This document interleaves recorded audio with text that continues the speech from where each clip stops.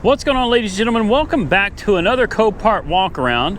I hope you guys are having a wonderful Thursday today, although for us it's still Monday, but for you it's Thursday, so I hope you're having a good Thursday. Hope your week is going well. I want to give a big shout out to Copart corporate office and of course the local yard right here, 2829 Southeast 15th Street in Del City, Oklahoma. I absolutely appreciate all the people here for allowing me to do this, and corporate office for allowing me to do this, and I appreciate all of you for making this possible. We've got today, we got Monkey Wrench Tim. Oh wait, darn. Hey, I'm sorry, it's TJ's Auto, right? Indeed. Remember when I used to get that mixed up with somebody else's channel? Oh yeah, you used to call it TJ's used to get really upset about that. We got Mike here. I've never screwed his up. I know who he is. This is Weird Beard on YouTube and TJ's Auto. So go check him out, guys. We're gonna jump right into this with, what year was this? A 2012, 2014. I should have known this, but I forgot. 14? 14. Haha. Well, I was bound to get it right. I guess two of them. 2014 Dodge Ram. I just cannot get away from the noise, man. No matter where I go, I got noise everywhere. 2014 Dodge Ram. What is it, 2500? No, it's just a 1500. Oh, it's just a little 5.7 Hemi. Just a little Hemi. 109,000 miles. This is listed as a rollover. I don't know if we can get the... Yeah, we can get this door open. There we go. I don't want to pull it too far, but take a look at that. I know some of you are going to be real upset we're starting this video off with Carnage. That's just how it goes, man. I go in order of lot numbers, or not lot numbers. I need to stop recording today is what I need to do. I go in order on my list in rows. So I go up and down each row, and I just bring them to you as we come across them. This one honestly didn't look too bad until you got to the back over here. It's pretty bad back here. I don't know what hit this guy, but my God, they got hit hard. I mean, it tweaked the whole dang truck.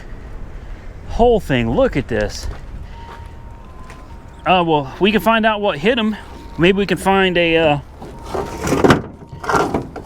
part of a grill or something. Was this a Cadillac? This kind of looks like a Cadillac. Hyundai. Well, they got a Hyundai right there, but this is a GM. Interesting.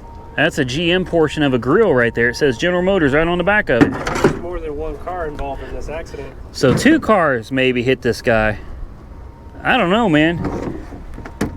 A Hyundai and a GM, I guess, crunched into him. And you got a bag of parts here.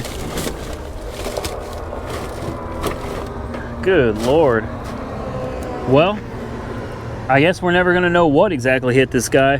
Whatever it was, though. Look at that.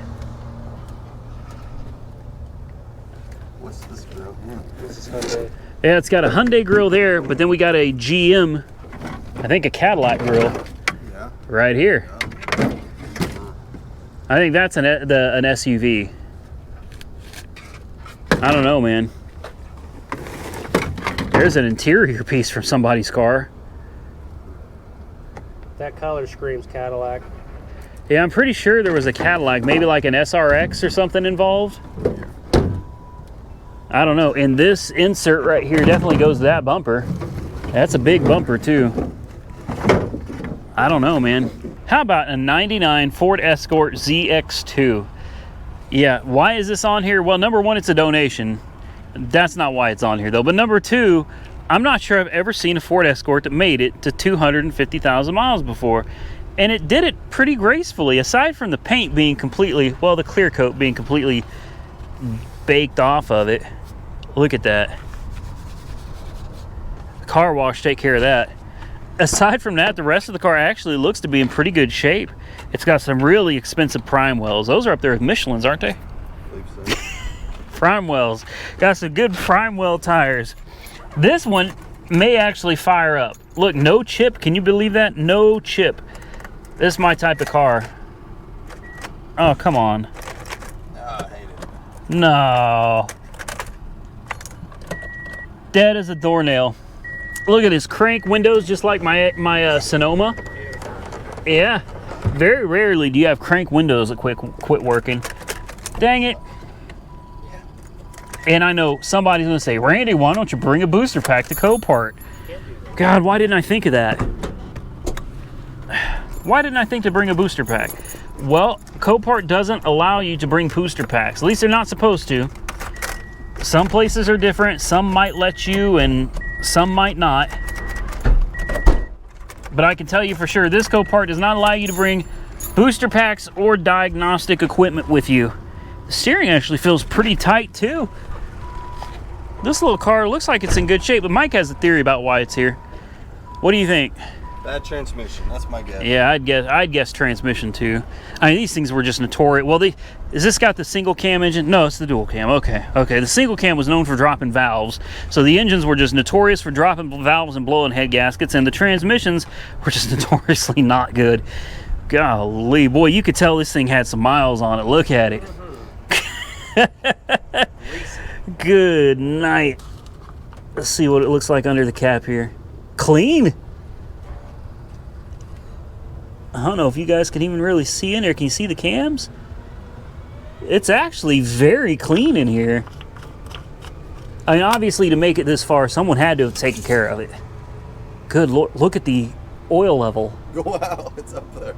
The oil level is, I mean, it's, it's quarter. Like double is what you should have. That's how you blow your seatbelts. Well, maybe it's from sitting. I know some cars, once you fire them, you got to fire them up, let them run for a minute, get the oil circulate, and then shut it off and check it. I don't think this is one, though. It's a little old for all that. I think that oil is severely overfilled. I mean, other than that, it doesn't look too bad. We got to check the transmission fluid. Nice green coolant. And then the most likely reason it's here. Very pink. Yeah, that's too clean, man. Yeah, it's very clean transmission fluid. Very clean transmission fluid. But I'll tell you what, I've had a lot of people dump these little Escorts because they thought that the trannies were bad, and all it was a solenoid. Really? Yeah, and the solenoid, it's right there under the pan, man. You take the pan off, and you got your solenoids right there. You just unbolt. They're like 20, 30 bucks. Swap them out. I've had these things where they've lost like second gear and third gear or something, just one solenoid. Replace a $30 solenoid, put it back in, put some fluid in it. Cars ran, shifted, drove great. Yeah, it's in need of some struts. Those mounts are destroyed. There's not much left of those. That's one of those you're going to be driving down the road, hit a good pothole here in Oklahoma City, and that strut's going to go through the hood. Especially down my neck of the woods. Yeah, I've seen it happen. Here is a run and drive Flood 2016 Chevy Cruze. And I love these cars. I know a lot of you comment and say how much you hate them and how they're horrible cars, they're unreliable pieces of junk. But I'm here to tell you, man, most cars that people consider to be junk, they just weren't taken care of properly. Most cars, if you just take care of the things and perform proper maintenance and treat them like they should be treated, these cars will last you a long time. I've got one of these right now. It's a 2012. It's got 160,000 miles on the clock. And on top of that, it's a rental car. And it's been a rental car for, goodness, about 90,000 miles now. For about 90,000 miles, it has been a hardcore rental car, and that thing is still going strong. Original motor, original transmission. We haven't had any major issues at all. And here you got one that's a Flood, and according to the website, let's do a sniff test. Yeah, that's a Flood. That's a Flood. Like, first whiff when you walk by, it actually smelled halfway decent, but it's inside, it's mold or mildew. It smells bad. So what are we gonna do? We're gonna sit right inside of it. Yeah, we're gonna sit inside of it and see if we can get it to fire up. And nothing. Oh, now the key is stuck in it because there's no power. All right. Now you got to remember, just because it says it runs and drives doesn't mean it actually runs and drives the way you would want it to. Runs and drives doesn't mean you can get in it and drive it home. Okay, you got to remember that. I had one of these that was a Flood car out here that I was thinking about buying. I was all over it. It was a stick shift, said it ran and drove. I came out here, fired it up. It ran, but it was running on 2 cylinders. That's not something that you're gonna want. With a Flood car specifically, you really want to come out here and check the thing out in person, fire it up, make sure the engine's running on all cylinders, because you never know. You could have a bent rod, you could have a broken rod, there could be camshaft damage, you could have all kinds of damage after getting water in the, ew, this is the 1.8. I don't like this motor. Yeah, I wouldn't buy this anyway. I only do the 1.4s, the turbos. Those are great motors, timing chain motors. I don't deal with these timing belt engines. I absolutely hate them. It's got fairly clean oil though. Almost too clean, almost suspiciously clean. I'll be honest with you though, it looks like everything under here is in pretty good shape. But again, you're gonna have to fire this up before you go and bid on. At least I would. That's my recommendation. I'm not telling you what to do, but I would definitely hear these things run and put them into gear for yourself before you go spending your hard-earned money on them. Now, as soon as I saw this, I immediately thought of Monkey Wrench Mike, a 2005 Mercedes SL500. In fact, I thought about him so much, I think I even sent this to him because I just knew he would have to have it. So stay tuned. Maybe this will end up on his channel. I don't know for sure if he's going to be interested in this one. Looks like the rear end got pushed in just a hair. You can see how nothing lines up back here anymore. This is the hard top convertible, so the top folds down into the back here. You can see where the gaps, you're actually touching metal on metal here. So you got extremely tight gaps here. You got real loose gaps here. Nothing is lined up anymore. So it definitely got pushed in, but it didn't look like it was hit all that hard. Looks like most of the damage is right over here on this side, but you can see how look how it's lifted up right here. I'd be surprised if any of this even works anymore. But, you know, Harbor Freight, or the discount tool place, as Sam Crack likes to call it, the discount tool shop, they sell a porta power, man. You just get in there and just kind of push that stuff back out. You can see the tail light here where it got damaged. You can get in here and push that stuff back out, and you might be able to do it that way. What do you think? We're tied to a tree. Yeah. Tie it to a tree, hit the gas. Yeah, just hit the gas. Yeah, pull it right back out, man. That's what I would do. I would tie this into a tree and just kind of just hit it a few times until all this stuff starts lining back up again. I was going to show you inside of it. Unfortunately, it's got 114,000 miles. Unfortunately, I can't believe they fit the bumper in here, but they did. The bumper, the back cover for the trunk, the inside cover of the trunk, it's all right here. I wonder if we could pop the trunk on this and see. Oh, they've got the key all taped together too, so I don't know if I can get into it or not. Yeah. Well, it opens. More panels. Oh wow. Lots of panels. More parts. Boy, they really tore this sucker apart, didn't they?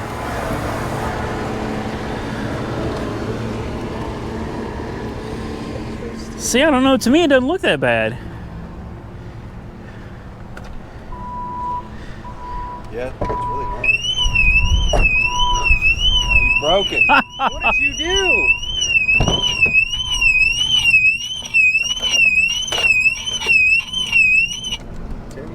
This car's like talking to you. With the I was gonna pop the hood.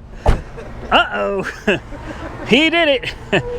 That hurt my ear, man. My left ear is ringing. Well, it means the battery's still good. We can probably start it. I'm not doing nothing else with this one. That's it. I'm done. Monkey Wrench Mike, come get it. It's yours. Here we got a 2018 Subaru WRX Limited with 32,000 miles on the clock, man. Look at this intercooler in the front right here, man. That actually looks real sick. I like that. And why is this here? Maybe just hail damage? I don't see any hail damage to it.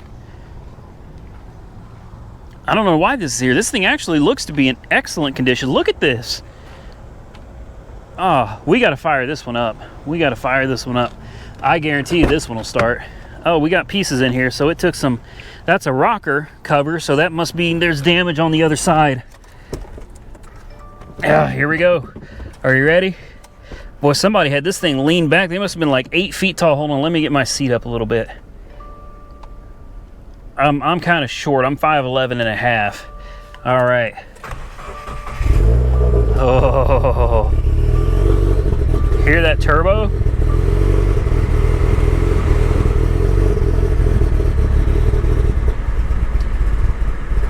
Whew.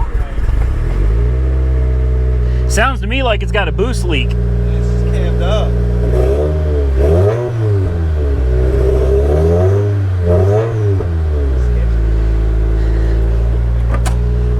It's definitely got a check engine light on. Listen to this exhaust. Listen to that. Woo! When you can hear the turbo spooling through the exhaust. She's idling way too high. Yeah, it's got a boost leak somewhere. Maybe one of the charge pipes, or maybe the intercooler's damaged. I don't know. I'll be honest with you, I don't know what that is. That's what the heck is that? My God. I was thinking maybe it could be an oil catch can or something. But it's awful big, and it's got a whole lot of lines running to it.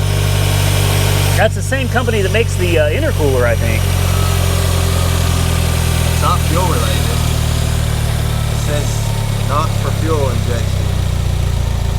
I wonder what that is. Maybe it's some kind of methanol injection or Yeah, maybe. something. I don't know. Any of you guys know what this is? Any of you Subaru experts out there? What is this? What is this right here? You know what I love about these is how accessible everything is right here.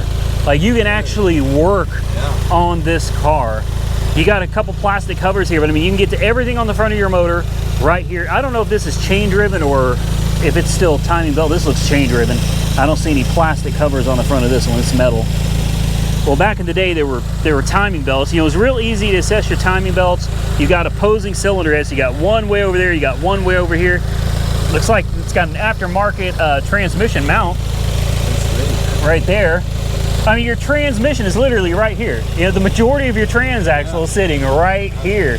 You want to take your engine out, you just pick it up, man. Just pop it off, pick it up. Easy, easy to work on. Oh, here's the damage. There's the damage. Yeah, she got T-boned good, didn't she? Dang. Yeah. This is like the Impala. You gotta cut the doors apart to get to the latches and get the things open. I don't know anything about these. Is that a V4? Is that what's going on there? Yeah. Well, no, it's not a V. Is it rotary? It's if I remember correctly, this is called like a Boxer engine, or is it a Boxster? I can't remember. Porsche makes the Boxster. It's the same type of engine. You've got two cylinders literally on this side. You got another two cylinders like way Volkswagen? over here on the other side. Volkswagen? Yeah. Yeah. Cool. But they're liquid cooled instead of air cooled. They're liquid cooled. That's cool. I mean, look how tiny. These things are usually small displacement too. I think it's neat. Really small displacement engines. That'd be a cool swap. Put that inside. Put that in your Nissan hardbody, man. All right. And these things get it too. These things get it. What is it, like a 1.3 or something? Like the displacement is usually ridiculously small for the amount of power they produce. It is a 2.0. So that's pretty big for one of these, man. Tiny little motor. I like the configuration. I just like how that's set up. Yeah, I love it. Although I have to admit, I know nothing about them. Like I've never owned one. I've never worked on one. But just from being a mechanic and looking down in here, it's like this is like a dream car, man. Pretty cool. Everything is right here. The only problem is if something like goes wrong internally with the engine. I mean, I'm getting an engine is what I'm doing. Well, it looks like, I mean, the whole front of it comes right off. Yeah. I mean, Well, you see how the engine is split in half right there? Yeah. Yeah, you got a seam right down the middle, so the engine looks like it splits right down the middle. Transmission is tiny right there on the back. I mean, this looks real simple. So these are pretty pricey, right? Yes. Yeah, and somebody put some money into this. That intercooler is not stock, I believe. I could be wrong. I better say that because someone's going to call me out on it. But I don't believe that intercooler's stock. I don't believe whatever the heck that thing is over there. What it looks like, it really looks like a giant catch can to me. It might be. You know? It is what it looks like. Yeah, it looks like a really big oil catch can. And the mounts are definitely aftermarket, and the gauges in this thing are just insane. These are great, fun cars, man. I wish we could. Let's take this around the Copart yard. You think they'll mind? If we close, you know, we all just jump in. Let's go. They got a dirt road back there. We could take this down. That's what this thing was. This thing was made for, man. Oh man.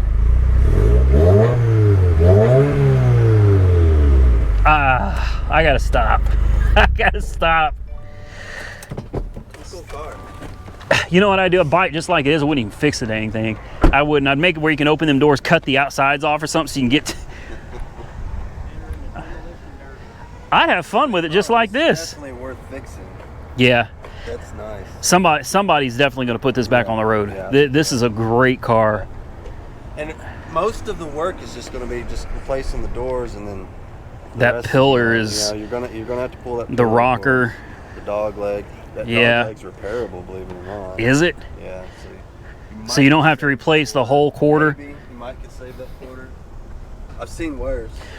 Man, they took some chunks out of the rims too. Yeah. Pickup was in July. It hasn't fit long. Michelin Pilot Sport AS3 Pluses. Those are the tires I'm getting for the Camaro SS next. Yeah. Yeah. There's some pretty decent sticky tires. Here we got a 2011 Chevy Camaro. And I would say this was such a sad thing to see, but it was just a V6. And Mike pointed out it's actually been repaired before. If we go over to the passenger side here, you can see on this door where there's trash in the paint right here. You've actually got, it looks like somebody's hair is in the paint. So this door has, at least this door itself has been painted before. There's white underneath. It could be that the car used to be white and somebody painted it yellow. But if that's the case, they did do the jams. So at least they tried to make it look right. And underneath the trim right here, you can see it's also yellow as well. So I don't think that it was white to begin with, but at least this door has been painted before. And this front end just took a nasty, nasty hit right here. And it doesn't look so bad from the bumper, but when you get under here, this is where you really see how much damage it took right here. She took a good hard hit. We've got damage to the suspension over here. I can't really see how bad it is. I know that somewhere under here there's a tie rod hanging. I think right there is a tie rod. I don't know how, like I said, I can't see what I'm showing you guys right now for the control arm or anything. And then we got damage also to the rear quarter panel back here. You got damage back here, you got damage right here. But Mike said this quarter panel is fixable, and I've seen him work miracles on fenders on the yellow Mustang GT that I didn't think was fixable at all, and he managed to save those, make those things look brand new. So never underestimate what a good body man can do, and he knows what he's doing. So speedometer goes to 160. Let's pop the hood. I'm not going to bother trying to start it up or anything. We'll go ahead and pop the hood on this so you can see that super powerful. What is it, a 3.6 liter in these? I can't remember. Man. Whew. Just throw a supercharger on that 3.6, man, and this thing will be a beast. I'm kidding. Totally kidding. I can't remember if it's a 3.6. I think it's a 3.6. I almost have to look. I got it. I'm not almost. I got to look on here just to find, yeah, 3.6 liter. Well, that makes me feel better because GM is kind of my car, but I didn't really pay too much attention to the V6 models of these. Anyway, let's move on to the next one. Here we got an 06 Dodge Ram 2500 with a Thunder Cummins turbo diesel. What do you guys think happened? Is we're sitting here trying to speculate ourselves and figure it out. I don't know. I mean, it looks like the majority of the damage was under the hood. So it looks to me like this is where it all started, and somehow it crept its way in, whether it shattered the windshield and worked its way in, or maybe the fire started inside and worked its way under the hood. But I mean, you think with the firewall, that, well, there's a clue right there. The fire department, their axe was definitely going after the hood, so I don't think they ever got it open. No. There's no hood release lever anymore. Yeah, there ain't gonna be nothing left, so they never got the hood open on this. You can see they pried it up though over here. Looks like they may have been able to get through here too. Probably shut the hose under there. Now I've actually seen quite a few of these I've seen quite a few of these fire cars right around the corner from this Copart lot. People steal them and they burn them down right around the corner here. There's a guardrail pushed in over there. People crunch them into it and then light them up. And they'll sit there for days. Like I've seen them where they sit there for days and days, burnt to a crisp, just sitting on the side of the road before somebody finally comes and picks them up. Seems kind of arbitrary. I think to say it's not in it's not a good area around here. It's not a very good area.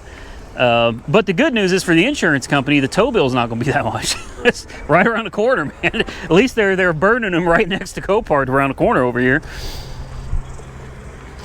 Yeah, I don't know. It could have been a theft, and somebody tried to cover the tracks.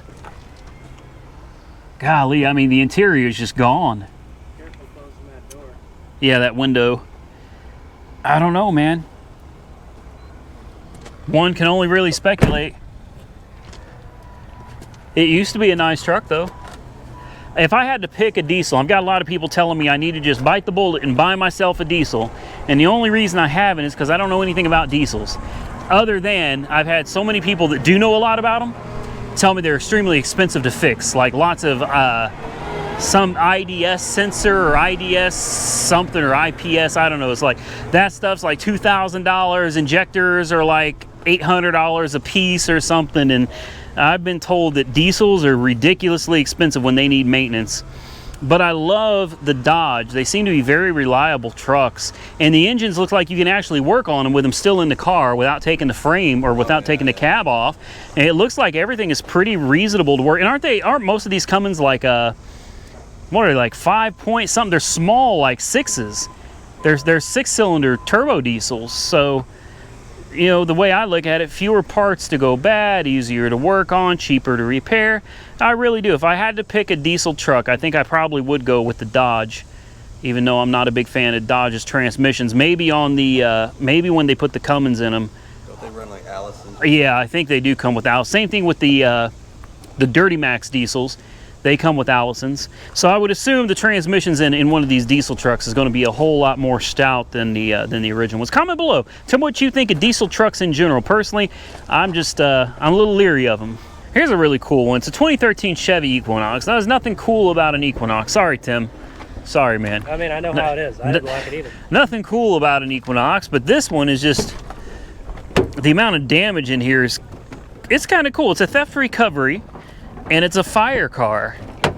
And boy, they did a number on this one. I'm gonna walk you guys around the other side where you can actually see a little bit better what damage was actually done to this. Well, look at the windows. You want to talk about dark tint? I don't even know if they were tinted from the factory, but they don't need to be anymore. Look at this headliner. Look at this. Wow, look at this seat. I mean, this is wild, dude. Wild. And then, of course, you got the giant hole. And I'm thinking the fire department, I think what they did is they probably punched this small one up top away from everything first to get some ventilation in there. And then they popped this big one once they had the fire and smoke and everything coming out of there, and they just shoved a hose. I think they just shoved their hose in there and let her rip. Look at that, man. The passenger seatbelt is still fastened. That's weird. That's where there's lots of mud all over the inside. Very bizarre, man. Very bizarre.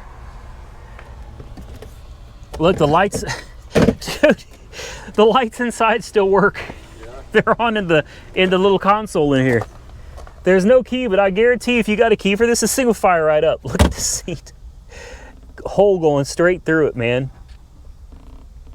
Wow. Golly, look at that. That's something else, man. That's trippy.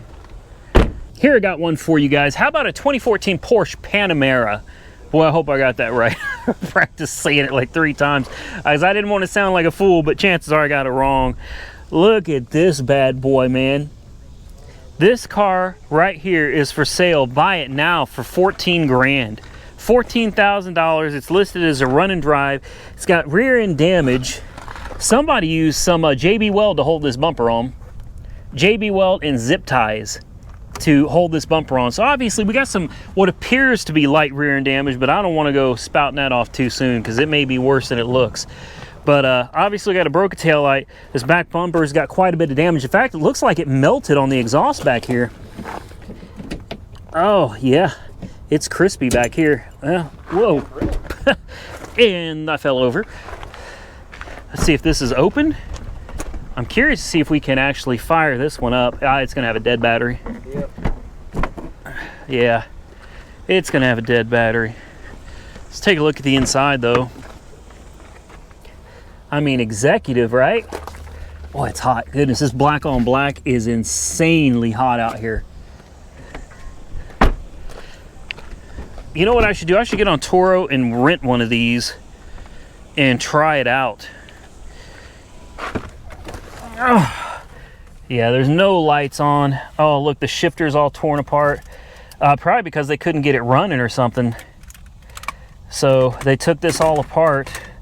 No, this is the original one. This is the aftermarket because it looks like carbon fiber. It's just missing the centerpiece there. Is it push to start? Well, I tell you what, you could tell I don't know nothing about this. I can't even figure out where the key goes. There it is. There it is. I found it. I found it. The key goes right here. Yeah, dead as a doornail. Of course. Oh, now the key is stuck in it. Doesn't want to release it. Well, that's nice. And the hood release is broken. Hood release used to be right there. And she's gone. So can't pop the hood on this neither. Yeah, this is one I wouldn't even touch, man. You can't pop the hood. Plus it's got damage. Plus the battery's dead. Still though, 14 grand. Right here, Oklahoma City lot, guys. Get it. Last and most certainly least on my list today is a GMC Yukon XL. It's a 2011. I guess I rushed through the pictures and I just didn't see all the damage here. I know that it said damage was all over, but in the picture that originally got me attracted to this vehicle, I didn't see this. So apparently I just missed it, or I was just in too much of a hurry. That happens sometimes and I do apologize. But I'm going to show it anyway because I never know what cars people want to see. Sometimes if I left this out, somebody been like, man, I sure wish you would have shown a GMC Yukon in this video.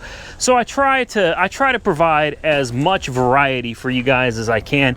Honestly, this one doesn't look too horribly bad. I mean, definitely some cosmetic damage. See if I can squeeze through here. You know, the fender's damaged pretty well. The bumper is definitely damaged over here. That's obvious. This door's been damaged.